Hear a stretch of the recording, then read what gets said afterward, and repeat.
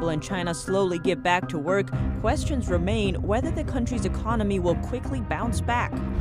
How is the Chinese regime pushing its propaganda narrative, twisting a research paper published by U.S. scientists to claim that the CCP virus is not from Wuhan? And in the U.S., a CCP virus death toll has exceeded 4,000, many of them taking place in New York, where the city's governor announcing today he plans to do more to stem the spread of the virus. Welcome to China in Focus. I'm Tiffany Meyer. After pressure from inside and outside China, the regime has now begun publishing asymptomatic patients, but they still won't be included in the country's confirmed cases. This helps keep its number of cases artificially low. All other major countries count asymptomatic patients as confirmed cases.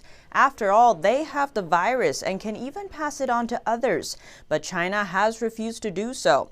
A Chinese CDC report released today say there have been around 1,500 asymptomatic patients in China since the outbreak began. Even though China is reporting the figure now, it seems to be underreported like China's other numbers. A professor of infectious disease in Japan says around 30% of CCP virus patients are asymptomatic. So even if we take the CCP's underreported official figure of 80,000 confirmed cases, there should be tens of thousands of asymptomatic patients in China. The South China Morning Post obtained a classified document that says more than 43,000 people in China had tested positive without immediate symptoms by the end of February. This seems closer to the true figure. And Chinese authorities have locked down a county in Henan province in an effort to stop a second outbreak. All businesses need to close. This does not include supermarkets, hospitals, gas stations, drugstores, or hotels. 600,000 will need to stay home. Anyone who wants to enter or leave needs a special government pass. The notice comes days after a woman was diagnosed with the virus after coming in contact with asymptomatic patients. This is the first time Chinese officials have placed an area under quarantine since announcing lockdowns would be lifted nationwide next week. Wuhan, where the virus first appeared, is set to lift its lockdown next Wednesday. The city has been locked down for 2.5 months. China says the epidemic there is under control, but residents tell a different story. Officials are still urging people to exercise caution and wear masks when going out. A residential community is back under lockdown after a person with a green health coat turned red, meaning the person has virus symptoms or has been in contact with a confirmed case. Before he could be quarantined, the person ran away, so officials locked down the community. Many people inside are now panicking and fear a second outbreak. On Tuesday, a video on Chinese social media shows someone with a fever riding a bus in Wuhan. A propaganda department in Wuhan responded, saying the person had a normal body temperature and the thermometer was defective. But netizens asked why the thermometer worked okay when it checked other travelers on the bus. Citizens in China are angry at working conditions. They say funds meant for them have been embezzled by authorities. Protesters in Wuhan complaining that during the outbreak, not only were they not given any financial relief, but officials even embezzled money for relief aid.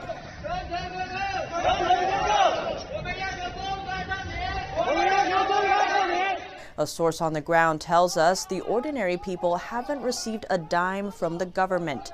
Others say what little subsidies are offered are only enough to pay the rent. It's not enough for survival.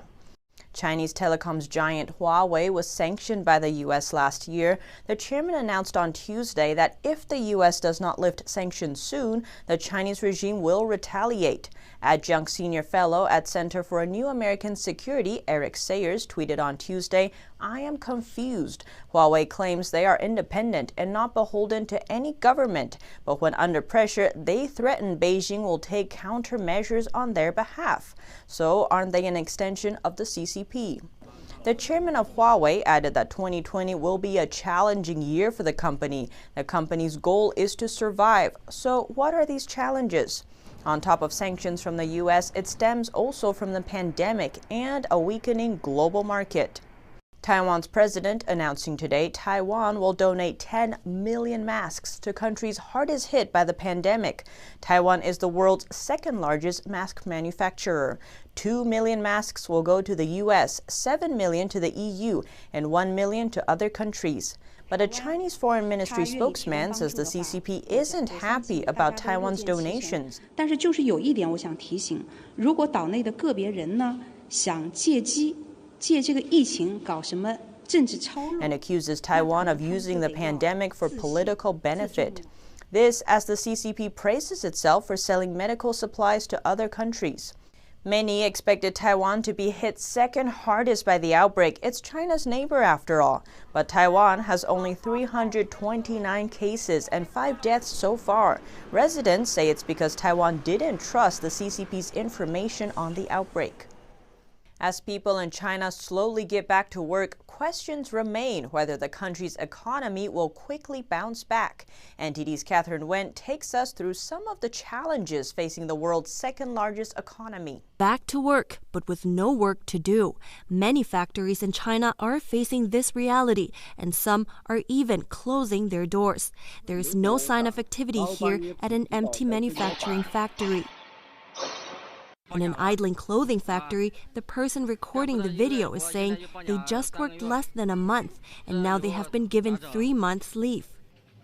And this electronics company in Hangzhou is asking people to quit voluntarily.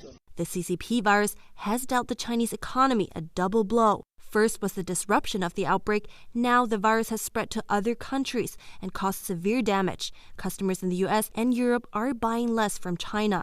So right now they reopened the factory, but there's no order. Many economists now predict the Chinese economy will shrink in the first quarter. According to official numbers, China's exports in the first 2 months of this year went down just over 17%. And UCLA economist William Yu says as long as the world is still struggling to contain the virus, the recovery in China won't be easy, since exports remain important for the economy. So they have been seeing a very bad first quarter, and I think they are going to see the very bad second quarter as well. According to a March survey of U.S. companies in China, 40% of them still want to keep the same investment in China. But for smaller companies, nearly half want to cut investment. Yu said in addition to the virus's disruption, China's economy has its existing troubles. On top of that, Chinese economy was already in the second shaky ground already before this coronavirus happened because of years of this over-investment, housing bubble, and rising debt. Also, now that restrictions are eased throughout the country, there is a possible second wave of outbreak. According to Yu, this CCP virus pandemic could be a turning point. He says China's status as the world's factory is going to change, and businesses will move production closer to home. Staying in China, state media is twisting a research paper published by U.S. scientists. It's using the paper to claim that the CCP virus is not from Wuhan. NTD Xu Wenrong has more. Chinese state-run media have been trying to distance the origin and spread of the CCP virus from the Chinese regime. One state-run media article published on March 29th claimed that an American scientist confirmed that Wuhan isn't the origin of the pandemic.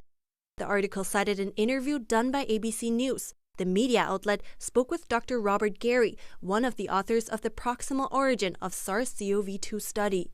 ABC's article says that while many believe the virus originated at a fish market in Wuhan, China, Gary said that is also a misconception. The article adds that, according to Gary, our analysis and others too point to an earlier origin than that. There were definitely cases there, but that wasn't the origin of the virus. CCTV mistranslated a sentence, writing that Dr. Gary said there were definitely cases in Wuhan, but Wuhan isn't the origin of the coronavirus. The original article refers to the fish market in Wuhan, but the CCTV article twisted the translation, turning it into the city of Wuhan. Since the virus began to spread globally, the Chinese regime has begun pushing its new propaganda narrative, one about the origin of the virus. But this isn't the only way the Chinese regime spreads its narrative. One study released on March 26th says that China is using thousands of fake and hijacked Twitter accounts to carry out its disinformation campaign surrounding the CCP virus.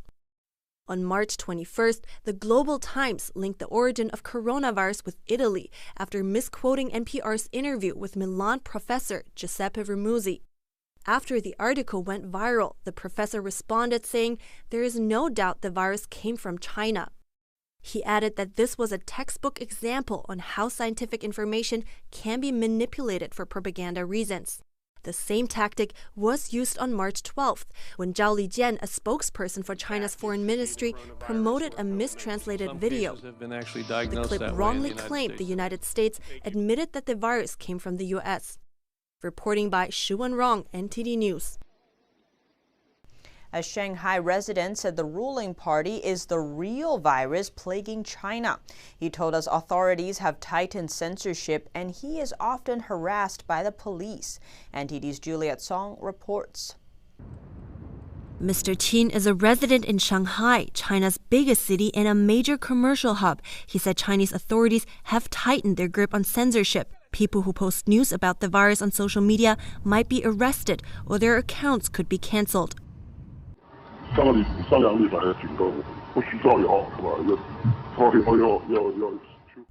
weeks ago, the police warned us not to post rumors.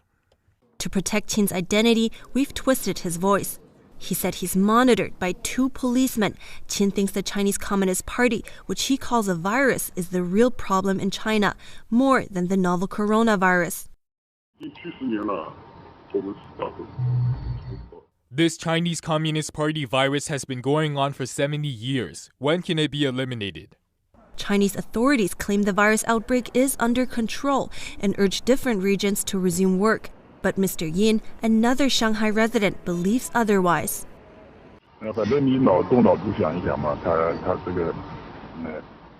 Think about it. The schools are not open, the 2 sessions are delayed. The outbreak for sure hasn't improved. If the situation had really gotten better, the schools would reopen.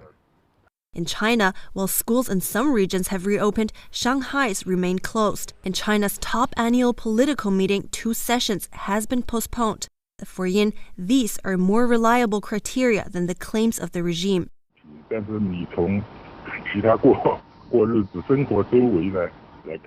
The day-to-day life seems to be pretty peaceful. I haven't seen virus infections around me. It's hard to tell what's really happening. If the government wants to lie, they have their means. They can hide the truth from the masses. Shanghai authorities have been reporting 0 new infections in the city since mid-March, claiming the new confirmed cases are all imported. Yin questions if that's really the case. Authorities have been reporting 0 new infections in Shanghai, but it's unlikely. There should be several cases here and there, especially places like Wuhan. How come the new infection number is 0? Wuhan authorities have been reporting 0 or single digits of virus infections. Mr. Yin doesn't trust the numbers. He said patients discharged from the makeshift hospitals can still be virus carriers, and there could also be asymptomatic cases. Right now, he avoids leaving his home as much as possible, even though local preventative measures have eased. Reporting by Yiru and Juliet Song, NTD News, New York. The president sending his vice president to a Walmart distribution center in Virginia today. Pence thanking the staff for their commitment and reassuring them the U.S. would get through the outbreak. The vice president visiting a Walmart distribution center in Virginia Wednesday morning, thanking employees for continuing to work during the pandemic. Team 7016 Gville Walmart Distribution Center, thank you for doing a great job, for keeping food on the table for the American people. Walmart CEO walked Pence through the center. No handshakes allowed, but the VP did greet some of the workers. What's your name? My name is Tim. Tim Smith. Tim Mike Pence. Virginia's on lockdown at the moment, but since Walmart keeps food on the table, it's an essential business. We know you're on the front lines, and the fact that you're showing up every day, you're rolling your sleeves up, and you're doing the work says an awful lot about each and every one of you. Private enterprise has been eager to help during the outbreak. Automakers like Ford are making ventilators, MyPillow are making face masks, and workers at companies like Walmart are risking infection to keep the society moving. And in the U.S., the CCP virus death toll has exceeded 4,000, many of them taking place in New York. NTD's Miguel Moreno has more on that. On Wednesday, the virus's death toll in the U.S. surpassed 4,000. The coronavirus task force projected that anywhere from 100,000 to 250,000 people may die before the pandemic is over. And Vice President Mike Pence said the U.S. could have been better off if China was more transparent. We could have been better off if China had been more forthcoming. And the spread has reached jails, homeless shelters, and also military vessels like the USS Theodore Roosevelt in Guam. There are less than 100 personnel who have tested positive so far. None of them are seriously ill, and not one of them has been hospitalized to date. Moodley confirmed that nearly 1,000 members have been evacuated, with thousands more to be evacuated in the upcoming days. And to assist the U.S. in the pandemic, Russia has sent medical equipment expected to arrive Wednesday night. A U.S. official said 60 tons of ventilators, masks, and other items were on the way. Miguel Moreno, NTD News. Governor Andrew Cuomo announced earlier that he will take further measures to halt the spread of the virus. New York State is still by far the state with the highest number of infections. Governor Cuomo announced today that New York State may reach the peak at the end of April. The state government is expecting the death toll to keep rising. That model suggests 16,000 New Yorkers will pass away. He said that 80% of patients put on a ventilator don't survive the treatment. Governor Cuomo said that different measures will impact the outcome differently. Wuhan just locked up its society, he said, and he doesn't know if that would work in America, as the U.S. has a totally different social structure. But he did announce further restrictions on the people of New York. We are going to close down the New York City playgrounds.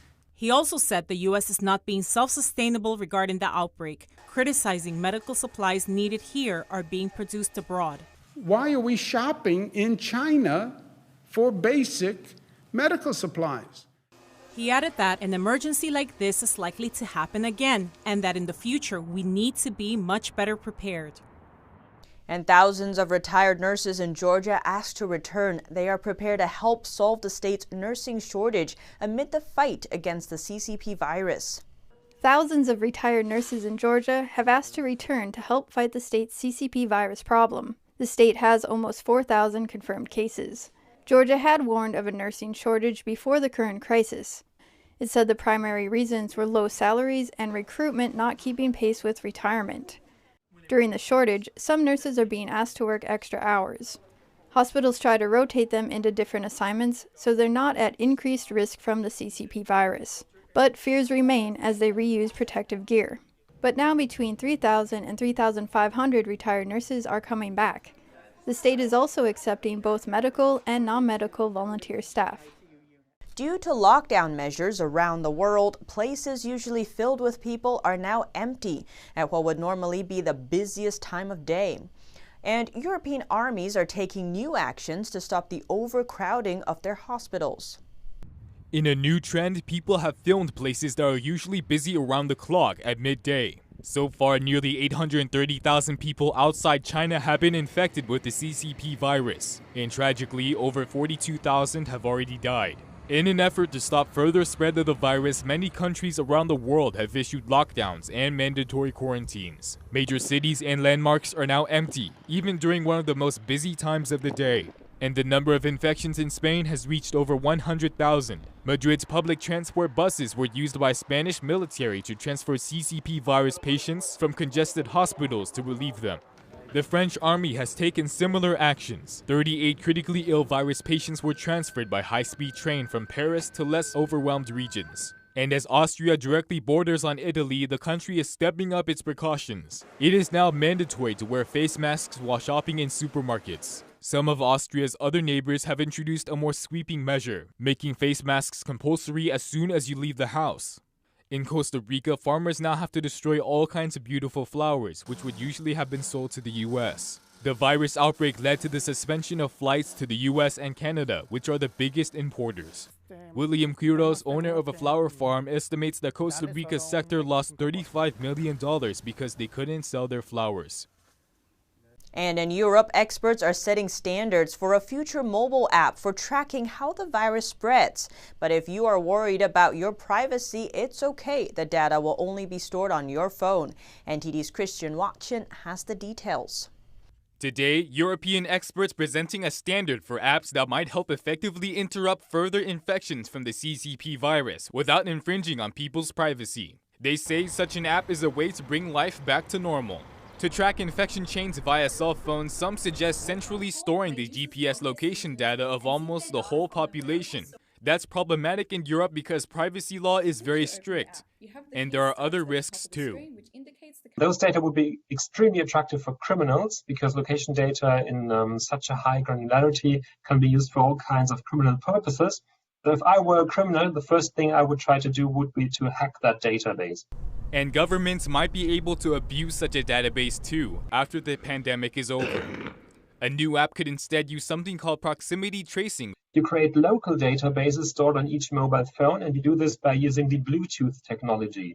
And it would actually even be more effective than the other way because Bluetooth data are more precise than GPS data. The app would save the proximity and duration of contacts between people.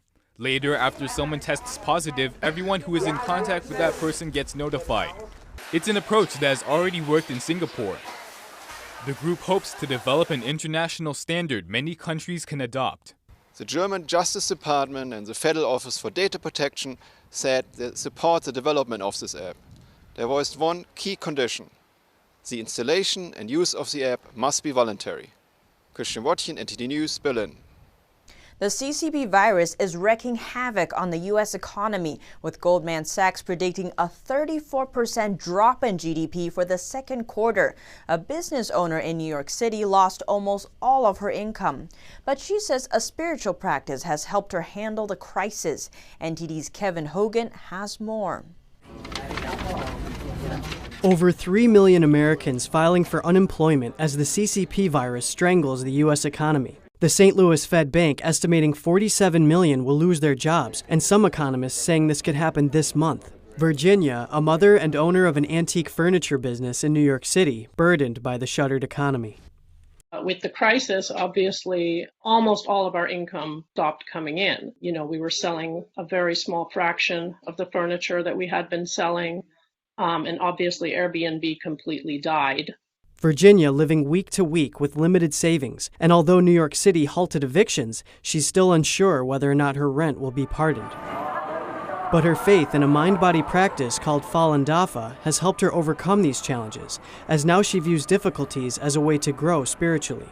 When we suffer, when we endure hardship, we eliminate karma and we gain something whereby we can return to a divine state, actually. She says she doesn't get sick very much and claims to have a strong immune system thanks to her practice. And when asked how someone can best protect themselves from the CCP virus, she said, "One very good way that I know of would be to practice Falun Dafa. I really believe that it can help and it can protect you."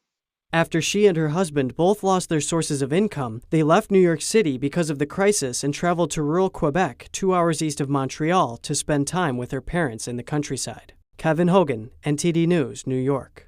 The virus pandemic is leaving many families devastated one way or another. These celebrities are donating to charities in efforts to help. As confirmed cases of the CCP virus continue rising globally, many celebrities are donating to coronavirus relief efforts. High School Musical star Vanessa Hudgens donated to Feeding America. Kristen Bell, who voices Anna in Frozen, donated to No Kid Hungry. Pop star Ariana Grande is supporting Opportunity Fund, Give Directly, Feeding America, and others. Singer Shawn Mendes donated to the Sick Kids Foundation. Actress Angelina Jolie donated to No Kid Hungry.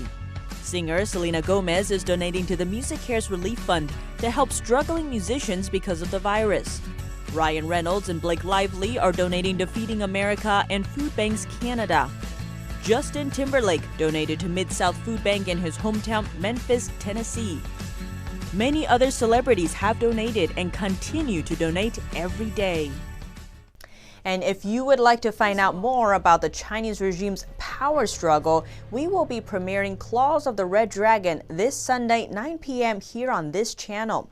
The 54-minute dramatization by former White House chief strategist Steve Bannon delves into Chinese telecom giant Huawei's close ties to the Chinese regime and its goal of controlling 5G. Here at China in Focus, we bring you first-hand information from inside China. Don't forget to subscribe for the latest updates.